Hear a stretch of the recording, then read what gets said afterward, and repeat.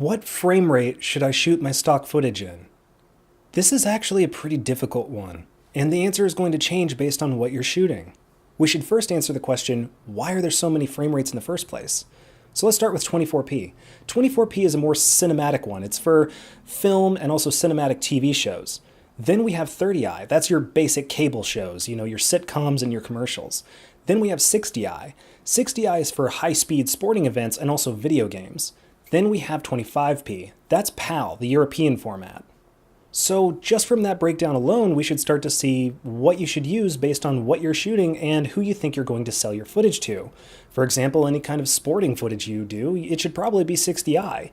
Anything that's more cinematic or that you think is best for film should be 24. And then if you're shooting something that you think is best for like a commercial or a sitcom, then you should be shooting in 30i. So which one is best? Which one should you ideally just shoot all your stock footage in? I mean, take a look at this online. Somebody made a poll because they just can't get a straight answer of which one's best. Unfortunately, not a lot of people voted, and I created my own answer. And in my experience, I think it's going to be 24 frames a second.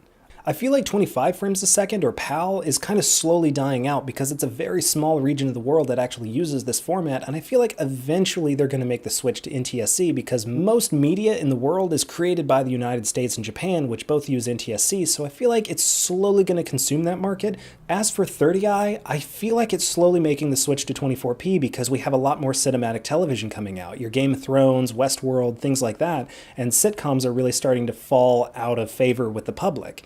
But overall, the big thing that I want to discuss with this topic is that it doesn't really matter as much as it used to. You see, back in the day, everything was on magnetic tape. You got the mini DV tapes, the digibeta, and if you tried to mix formatting on that, things would get totally out of whack. Videos would become unsynced, the audio wouldn't work, and it was a total train wreck and a disaster. But today we have softwares like Avid, Premiere, and Vimeo that just automatically fix it for you. In fact, you can have a timeline made up of totally different frame rates and it doesn't really give any kind of hiccup in the software.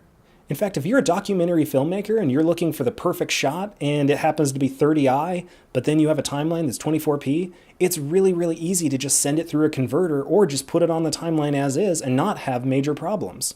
So younger editors are going to experiment more with mixing and matching different frame rates because most people aren't even really going to notice anyway. In fact, have you even noticed yet? Have you even noticed what I've been doing this whole time? Now I know there's not very much movement going on in these, but I actually shot the same thing twice in a row in 24p and in 30i just to show you the difference. So be honest, did you even notice that I did that? Probably not, because you don't even know to look for it. The only people who are able to tell the difference are people like you and me who just sit here and stare at a computer looking for minute differences in the footage. But if you're just an average viewer, you're not going to notice that kind of thing. So what format should you shoot in? 24p, 30i, 60i, or 25p?